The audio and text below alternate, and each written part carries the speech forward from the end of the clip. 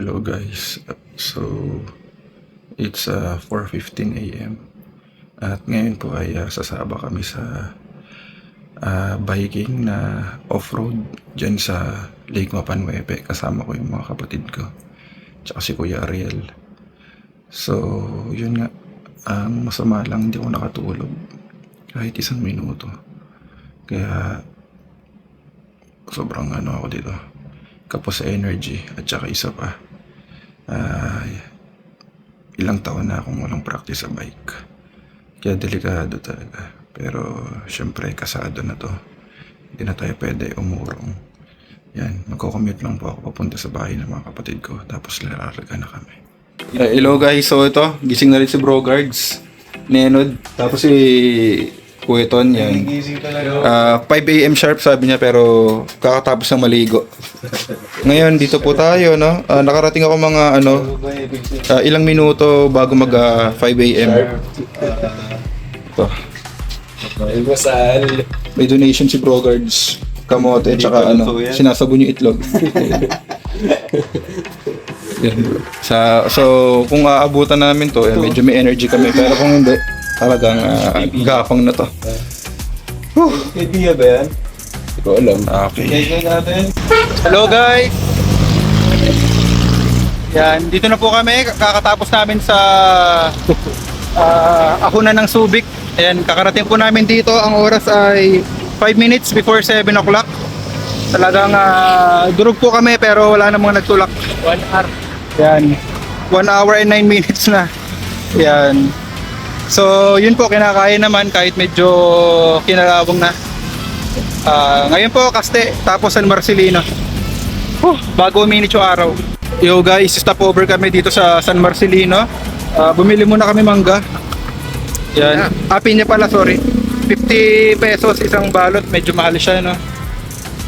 Yan, kain muna kami saglit. Tapos liliko na kami dito sa Land Bank kasi doon yung daan palooban, no? Diyan sa Mapanwepe. Tapos dito sa tapat namin may gas station.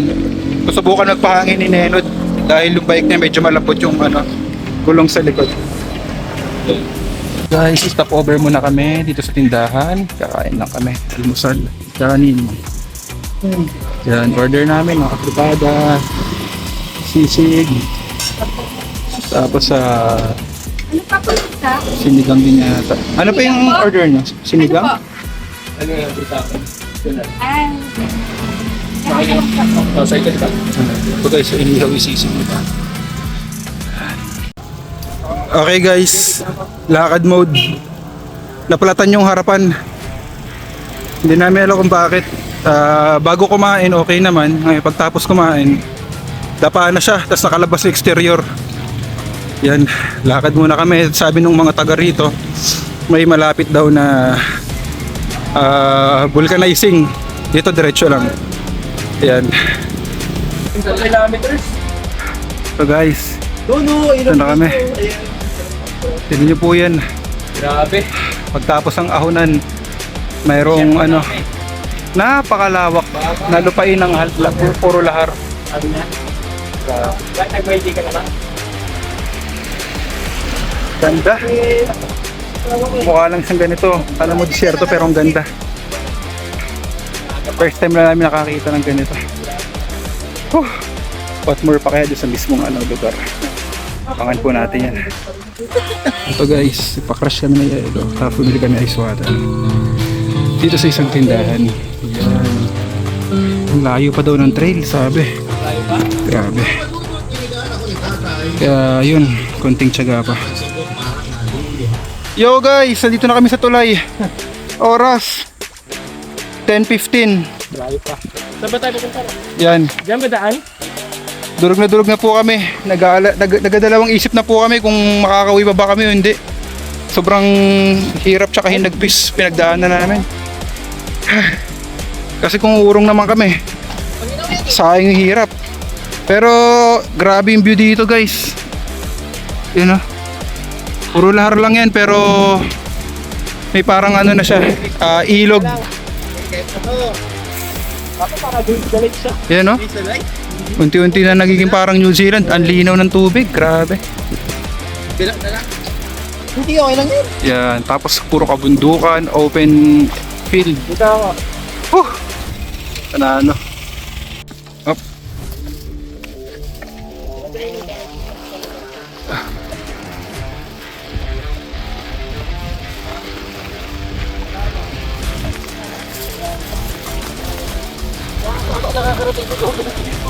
Desierto.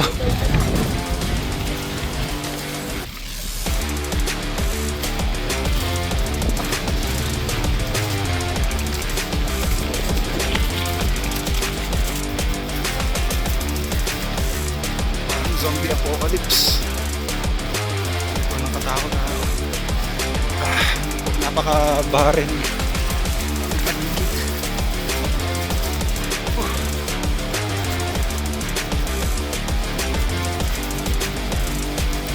Guys, area po, natanggal yung pedal.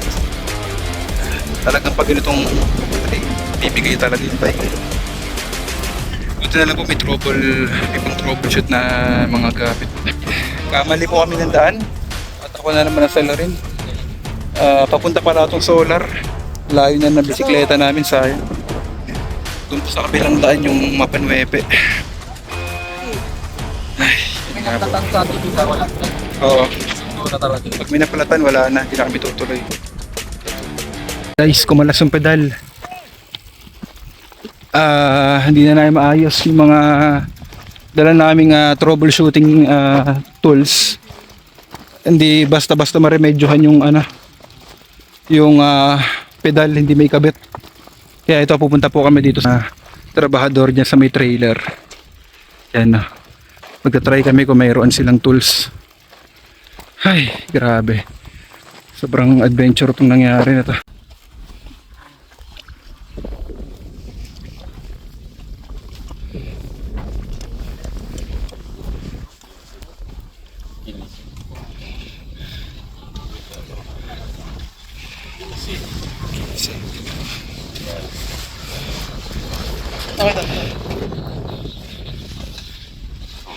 Kain na. Okay pa.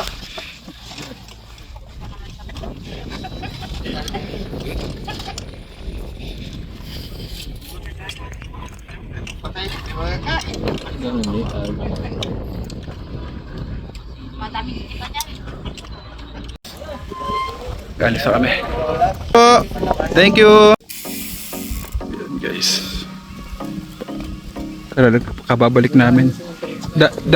Dapat dito pala kami papasok dapat yan, kamali kami. Dito kami pumunta sa Minahan. Ay nako. Pero okay guys.